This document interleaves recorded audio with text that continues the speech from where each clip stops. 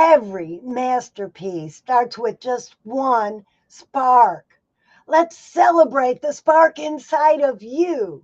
We have a special guest today, and we are going to talk about celebrating creativity through music. Heidi, will you please introduce our special guest? Well, yes, Francine. Today we have with us Shawn Sinohui.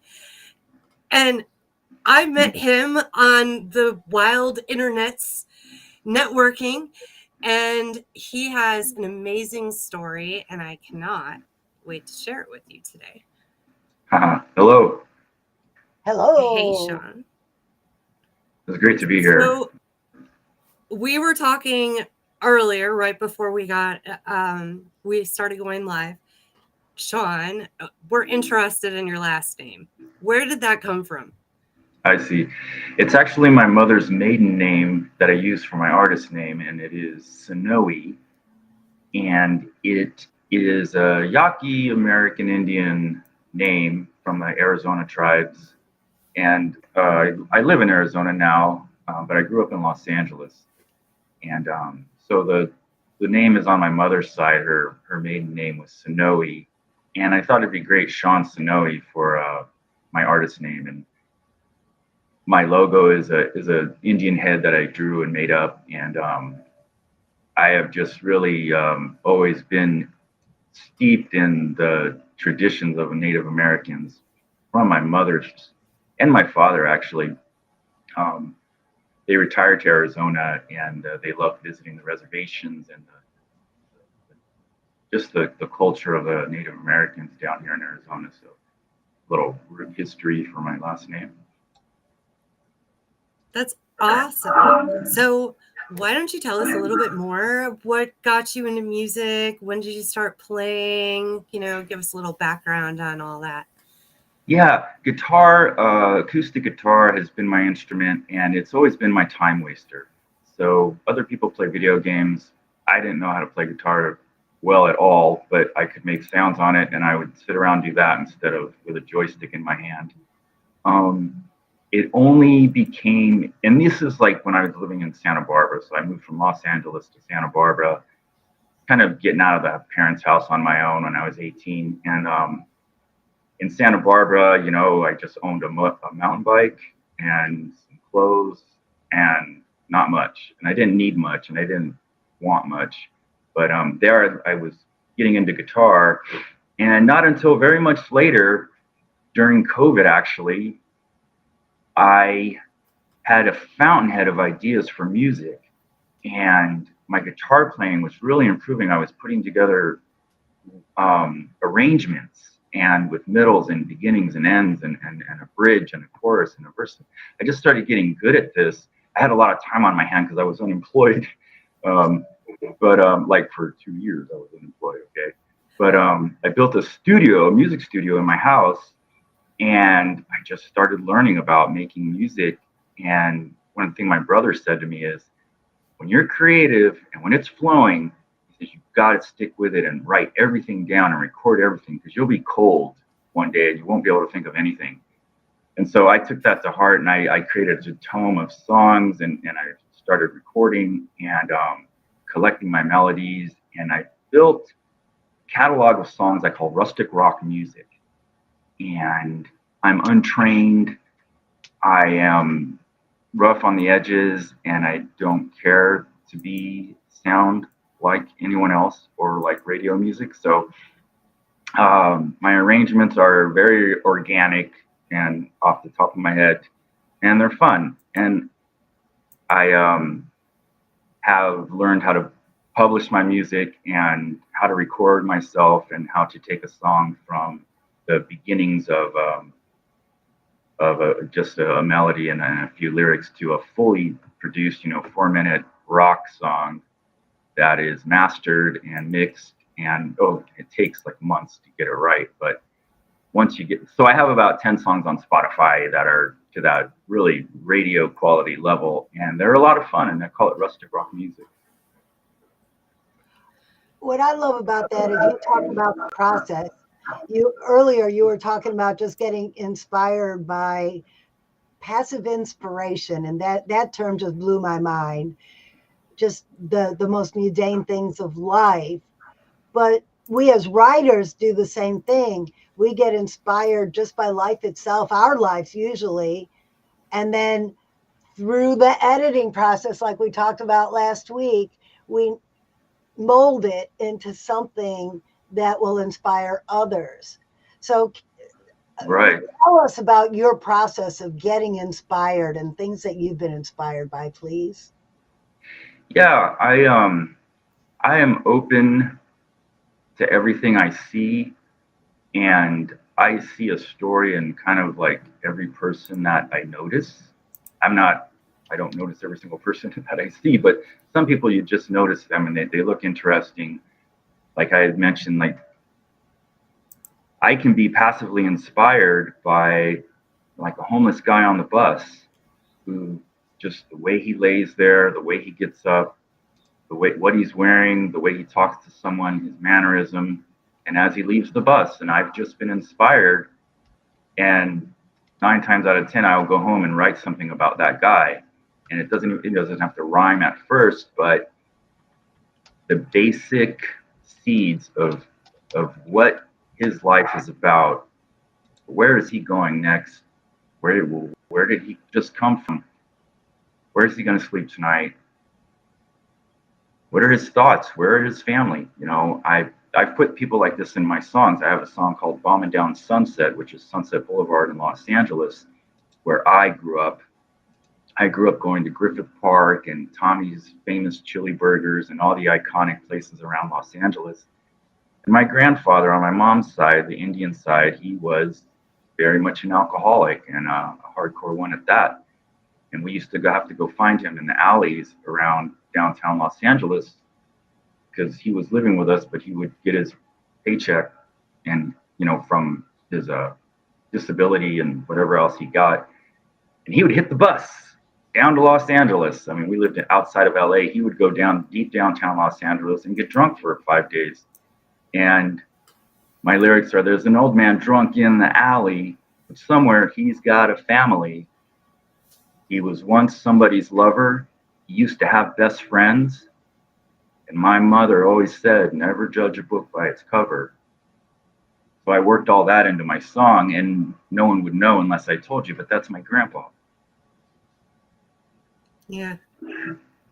So I was saying passive inspiration, and then there's asserted inspiration or intentional. I said Tony Robbins, he's there to inspire you, to improve your life. So weigh the passive versus intentional inspiration. Two types of things. I'm usually on the passive side. I just kind of take it all in. I wonder, could we as authors be both?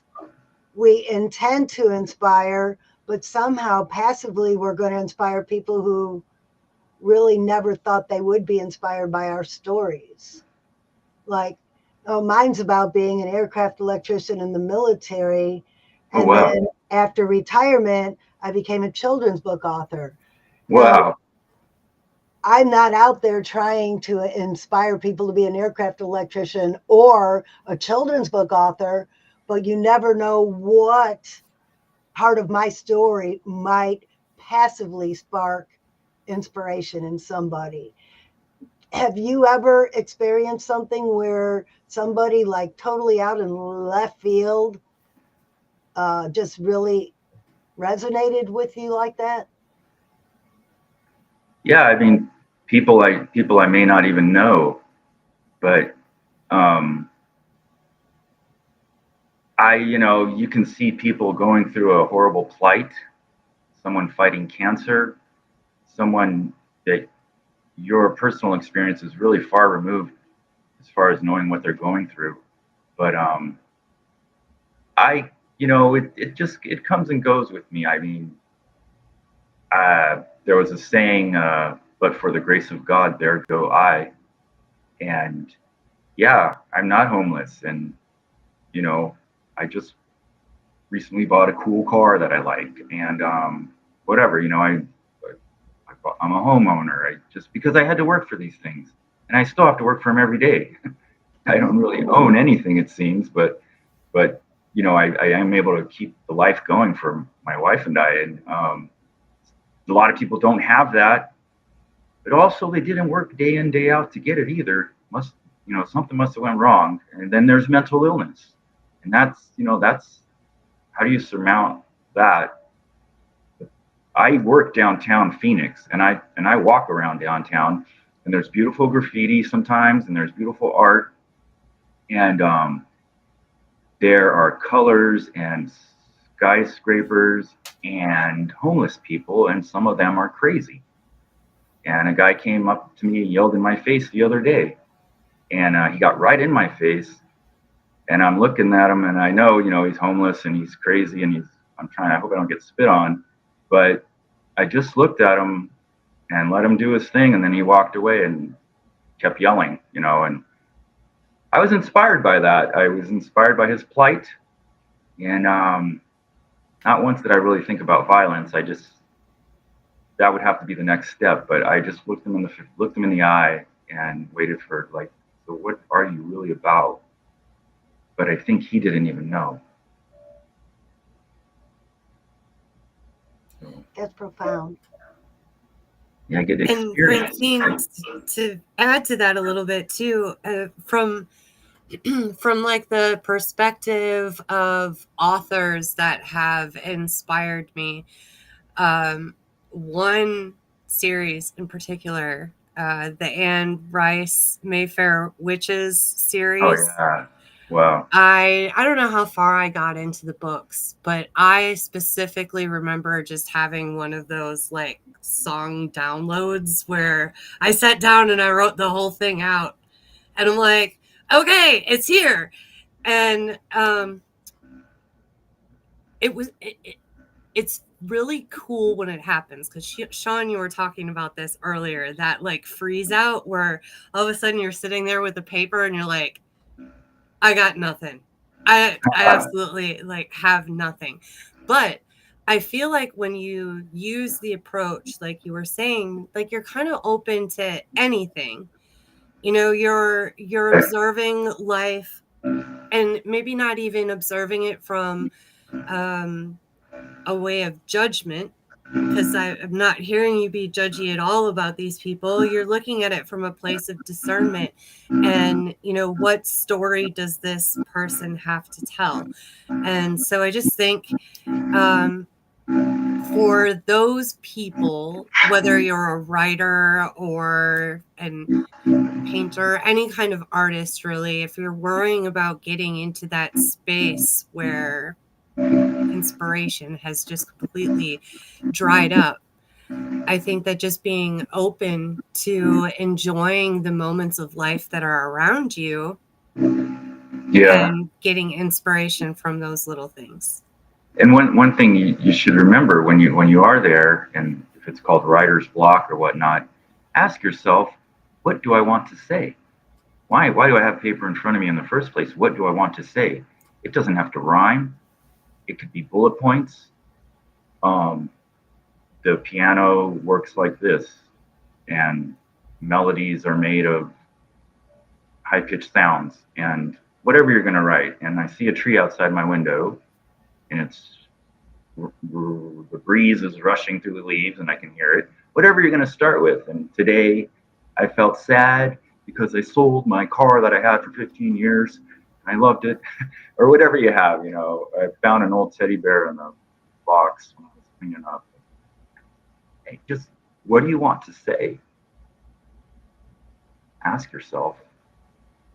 And that's how I get I started. like that you talk about breaking it down like that, and just put down whatever. Like maybe you have to draw a picture to get like the Yeah. thoughts out of your head. They don't have to make sense in the moment when it all gets jotted down. I feel like I've got this whole notebook that's full of stuff like this. I've got some pages that have like 3 words on it. And then you've got another one with like some really neat print, and there's all kinds of stuff. And then another page where I'm like sloppiest handwriting ever, and there's just random scribbles of stuff and sentences, and it doesn't seem like it makes any sense at all. But I will also go back to that later. if I'm in one of those stuck creative moments, and it never Yeah. seems to fail, I'll pick something out of that, some sort of random sentence that was just an observation when I was in that creative moment where, like you're saying, what do I have something I need to say. So get it down on paper, because it might not make any sense right now, but later on you can come back to it and it might be that piece that you're looking for. Yeah, and one way to build some prose up is to ask questions. Take that material you wrote down and distill a question out of some of that stuff. Why does the cage bird sing? Ask a question. That's, you know, and that's always a profound question, and that's been in songs before. And I put it in one of my songs because nobody knows who I am, so I can steal lyrics. No, just kidding. But it was in like a Sam Cooke song, I believe. And it's been in old jazz blues songs. Why does the caged bird sing? Some might say because he doesn't know any better, but why does the caged bird sing about a damn thing? That's how I put it in my song, like, because I'm pissed off for him. Why does he sing about anything? Why does he sing about a damn thing? He's, you know, he's a caged bird. He's a boat that can't float. He's a car that's going nowhere. He's a rocket ship that's going to stay on the ground. Unlike my birds that I had to chase out of the What room. about your It's too birds cold to today? be outside today. Wow, I don't have birds. Mine are spoiled, and that's why they squawk. Yeah. So I also heard you guys talking before we came on the episode. Shawn, you were working on a little piece of music for Francine, is what I hear. Yeah, that's right. Let your sparkle shine and shake your tail, right? Yeah, I was very happy and honored to be asked to help with this song. And like happens so often, I already had this groovy kind of really windy, free-feeling jam that's kind of a jazzy tune, and it had no lyrics, but it's very upbeat, and you could dance to it. And I get the image of a girl twirling her dress, and just people having a good time. And this is what Francine relayed to me as the spirit of her song for the book. And I just started recording it last night because it's just been in my head and I had no reason to record it. I wasn't going to fill it out into a real song, but I recorded it last night. It's very fun. It feels like you're on a yacht in the middle of the ocean and you're just dancing, having a good time with people. So, and then I read the description of her book, kind of the foreword, and I started writing simple lyrics for it. And it's about club confidence for children and building their confidence. And I really like the subject matter being part of it being our differences versus our similarities versus our confidence and feeling good about yourself, but having a little bit of a journey to get there. So yeah, fun. I'm gonna I'd say later this week I should have a first run, or what do you call it? Anyway, there's draft if we're talking about books, but I don't know what it is when we're talking about music. They say something, but anyway, I'll have the first draft. Version 1, 2, 3. It's versions in music, isn't it? V1. I can't think, but anyway, yeah, I'll get you some this week though. And we'll see how you like it. Wait. And then maybe we could play it next week on our show and give everyone a preview. Yeah. I think they call it a scratch track. Scratch track. There you go. Okay. So it won't be mixed perfectly, and it's certainly not mastered or anything yet. But and it'll be a regular drum beat, like from a machine. But I have a drummer, and Really? drums are always really fun. They fill out music so well. But anyway, yeah, I'm really looking forward to finishing the song or working on it more. Even I love the journey, probably as much as the destination. I'm so excited. Oh, fun, Francine. So, Francine, I tried really hard to put a link in the chat, but apparently my internet's not strong enough to do that today. Which It link? does not. The rusticrockmusic.com I link. already put it there. Oh, well, fantastic. You see, I'm Great. behind like my internet is today. That- We're lucky I I'm got even you. here. I got you. I have a hardwired internet connection. I got you. Woo! So, Yeah. Shawn, before we wrap this up, is there anything that you want to promote besides going to the website, or is there something on your website that you want people to take a look at? This is your moment. What do you want people to go check out? I do have something, and I'm really excited about it, and it's a Christmas song that I wrote. Yeah. It's called Christmas Time. The subtitle is like gather around the turkey, gather around the tree. And I have a female vocalist joining me on this song, and it is fully mastered and done. I finished it last year, and I tried to market it to radio stations, but it didn't get done until December, and it was too late. But in any case, this is a really fun song. It's for Christmas. It's called Christmas Time. It'll be at the top of my website once I get off this call. So I want to promote this for this December and the Christmas season. It is a really fun song.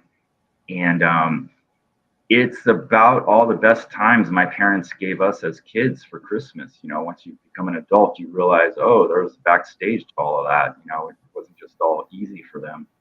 And then the wonderful parts of Christmas that they made true for us, made happen for us. So it's a good spirited song, and it's got a female vocalist named Nell Dare who has joined me, and it's got great music, and I'm on guitar, harmonica. Harmonica gives a warm feel to things. You know, sometimes I put that in there to warm up the feel. It's almost like an accordion sound. In any case, Christmas Time by Shawn Sinohui, I really hope that it could be really popular this year because it is a really fun song. I gave it to my dentist last year and on a CD, and he said it was their theme song for his family and his friends for the whole Christmas season. I will just tell you that from someone who worked in retail for a very long time, there needs to be more Christmas songs. You can only hear the traditional Christmas songs so many times before going mad. Somebody needs to come up with a whole new soundtrack. Wow. Many songs. Musicians, write Christmas songs. Yeah, well, start here. You're going to love it. It's a pretty fun All right. song. Awesome. Well, and we need to talk after the episode. I think I got to hook up for your radio thing. Maybe not for this Christmas, but you could definitely hit it up next year after you get all the buzz getting going from this year. Okay. I want to do a little callback to the beginning of this episode when we were talking about inspiration. Isn't it beautiful that you just got inspired when you figured out how hard your parents worked to make your Christmas magical? See, you can get your inspiration from just something that you take for granted your whole life, and then all of a sudden something sparks and it inspires your creativity. Yep. The wholesomeness of growing up like the way I did with both my parents. They never divorced or anything, and I had a brother and a sister, and we had a regular small house in Los Angeles, and lots of family around and decorating. My mom loved to decorate Christmas. She had like 25 different Santas, and the season is magical, and it's wonderful when parents really make it a wholesome, great, magical season for the kids.